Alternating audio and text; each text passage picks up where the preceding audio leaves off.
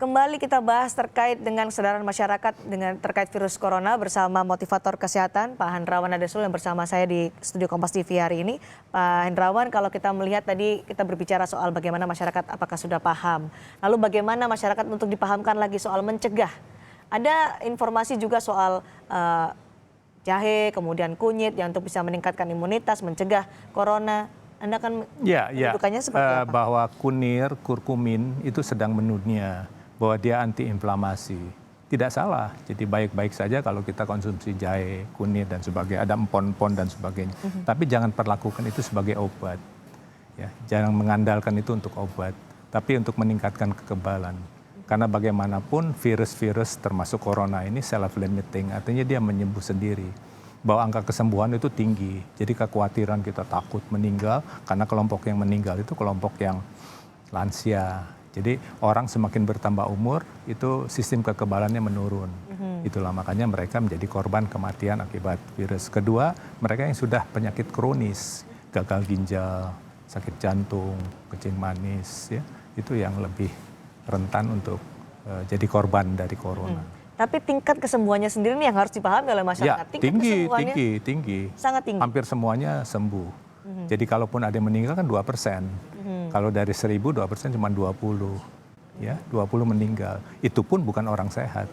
Tapi orang yang sudah usia usur dan mereka sudah mengidap penyakit menaun. Nah, kita tadi juga melihat menyoroti di Bali yang menjadi salah satu pintu masuk warga negara asing ke Indonesia. Di Bali sendiri sudah ada total 8 orang yang dirawat di sejumlah rumah sakit. Tadi Pak Hendrawan kan kemudian melihat bahwa saat ini pengawasan di pintu masuk Indonesia sudah dilakukan oleh pemerintah. Tapi ketika ada 8 orang yang masih suspek memang terduga karena memiliki gejala mirip corona, memang itu yang harus dilakukan oleh pemerintah, langsung dibawa ke ruang isolasi. Ya, itunya betul prosedurnya. Barangkali saya sih berpikir tempat-tempat wisata yang banyak dikunjungi oleh wisatawan asing itu dilakukan pemeriksaan swab juga. Jadi apus tenggorok seperti di Korea itu ketat sekali. Jadi setiap yang masuk bukan saja screening suhu, tapi juga swab sambil dicatat orang ini. Begitu ada positif, ya harusnya lebih cepat tindakannya. Harusnya lebih cepat tindakannya. Nah, dan sudah terdeteksi itu, jadi orang ini harus cepat-cepat isolasi. Kalau cuman suhu itu, saya kira orang itu minum obat anti demam ya tidak terdeteksi artinya. Oke, tapi swab itu dilakukan ketika ada gejala-gejala atau semuanya? Semua. Di Korea kan begitu. Semua yang masuk orang asing di swab. Bahkan warganya sendiri swab. Karena dari tenggorok itu juga bisa ketemu. Setelah ada 2 warga negara Indonesia yang dikonfirmasi positif virus corona, kemudian muncullah kita mendengar informasi ada beberapa yang mengalami gejala-gejala mirip dengan corona, kemudian langsung dirawat secara khusus di ruang isolasi. Tahapan-tahapannya memang harus seperti itu atau gimana Pak Hendrawan? Iya, artinya orang ini harus ada riwayat kontak. Jadi kalau orang ini terdampak, orang ini dari negara mana, dan dia pernah ketemu dengan orang-orangnya itu, nah ini yang sebetulnya suspek. Tadi tidak semua, karena memang corona itu flu-like syndrome, ya. Jadi persis seperti flu. Cuma bedanya dalam beberapa hari dia demam, dia akan mengalami sesak nafas yang berat. Itu makanya kita nggak usah khawatir, dia dalam beberapa hari demam, kalau memang itu corona, dia sesak nafas. Karena paru-parunya rusak, berbeda dengan flu. Jadi orang yang sudah sesak nafas, dia minta bantuan ke rumah sakit atau ke dokter. Jadi tidak mungkin berkeliaran. Jadi dia demam seperti flu, langsung sesak nafas, distress, respiratory distress syndrome, dan dia sudah nggak tahan, jadi gagal nafas mungkin. Nah kalau kondisi begini mana mungkin berkeliaran, nggak mungkin dong. Dan dia sudah ke rumah sakit seperti yang pasien 2 ini kan masuk rumah sakit, toh. Jadi ya itu jadi semakin kecil kemungkinan kita ketemu orang-orang seperti itu. Ini kan yang dibutuhkan untuk mereduksi kepanikan yang ada di masyarakat. Ya memang harus begitu. Jadi nggak usah khawatir karena probability orang yang membawa virus ketemu kita sangat kecil.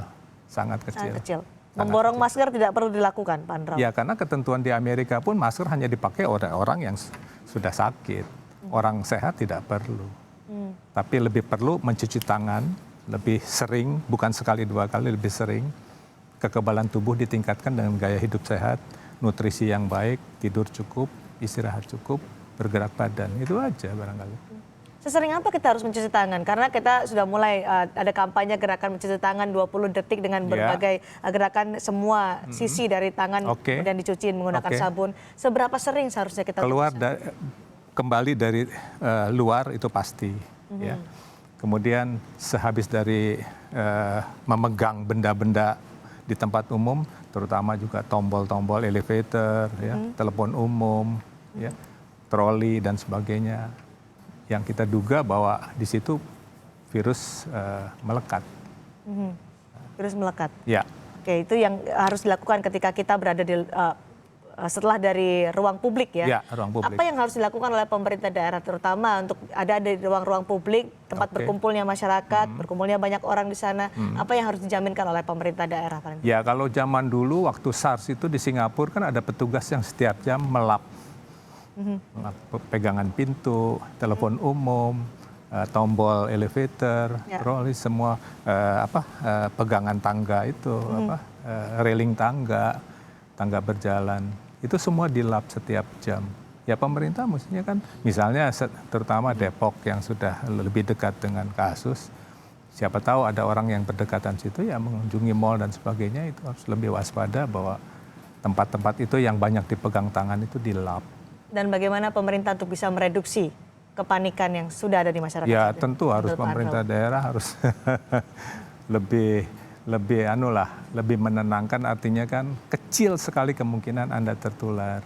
Jadi ya itulah. Jadi kalau diajak menalar, diajak untuk berpikir logis, seperti saya sampaikan, kita akan sangat kecil sekali menemukan orang atau bertemu orang yang membawa virus. Sangat kecil. Sangat kecil, karena kalau dia membawa pun dia sudah terisolasi dari pemeriksaan screening. Kalau dia sudah sakit, dia sudah sesak nafas, tidak mungkin ada di tempat umum. Pasti sudah ke dokter. Sudah ke dokter. Baik, terima kasih. Tidak perlu khawatir, tidak perlu panik. Terima kasih Pak Handrawan Adesul telah bergabung bersama kita dan berbagi informasi bersama kita. Semoga bermanfaat untuk masyarakat. Dan tetaplah bersama kami, saudara. Kompas Petang akan kembali dengan informasi